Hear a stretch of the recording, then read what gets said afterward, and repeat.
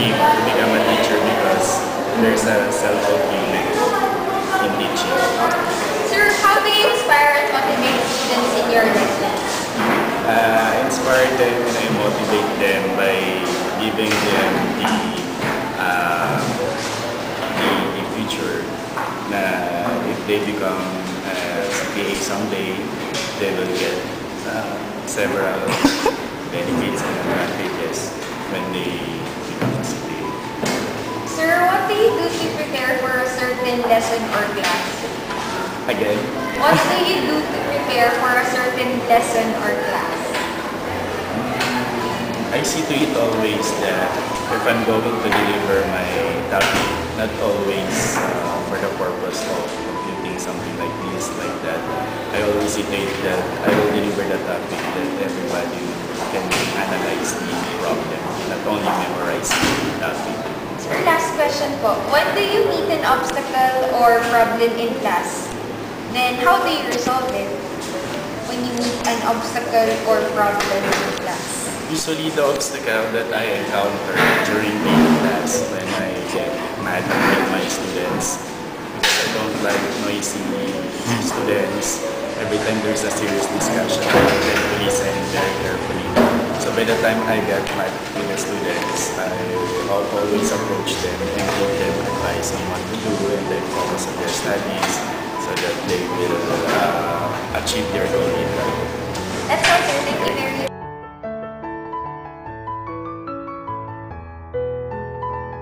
Number one, why did you choose to be a teacher? So basically, teaching has always been the noblest of all the professions, and we as teachers work not only by teaching classroom lessons but also by applying our own lives experiences in shaping the students' lives. And for me, teaching is not an option, but maybe it's my destiny. Next. Second question is, how do you inspire and motivate students in your lessons? And my answer is, I was first a student too, and I know that understanding quickly follows when lessons are based on real life. I love to share what I learned, and I am fond of sharing my interest to my students. What do you do to prepare for a certain lesson or class? And of course, I incorporate my lesson to real-life situations and applications of the subject matter in my presentations. In all my presentations, I always update myself by reading the internet, by reading newspapers. I always ask questions to all the people that surrounds me, and of course, but more than that, I make sure that my students are able to understand what I teach by heart. Next. Okay, how to solve an obstacle or a problem? Maybe obstacles and problems cannot be avoided. I treat them as challenges in handling unique individuals. Of course, every student should be treated as unique individual. I face them head first, and I always check for every possible solution because I believe in a saying that life is not a problem to be solved but a mystery to be enjoyed.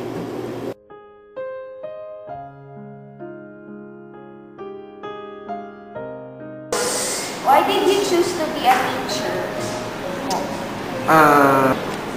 So for me, for a while, I thought, yeah, I'm gonna try teaching or change. At first, for me, it's a profession, but eventually, I felt that it's not just a profession. Eventually, it became a vocation.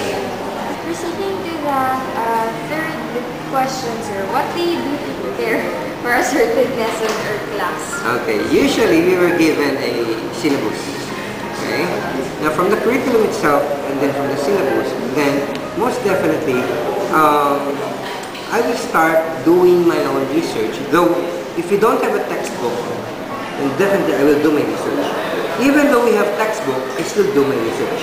Last question po. When do you meet an obstacle or problem in class?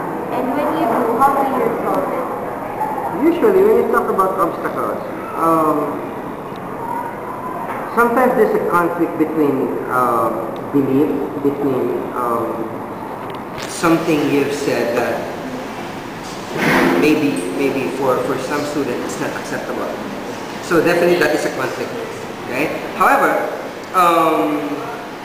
that's why even before I face my students, I face my class, I make sure that I'll be very careful with what I'm saying. So to avoid this conflict. Usually there's always a solution when it comes to mga conflicts. And minsan, hindi ko nila pinapatulan. Let's just try to find a way how to resolve it. Thank you, sir.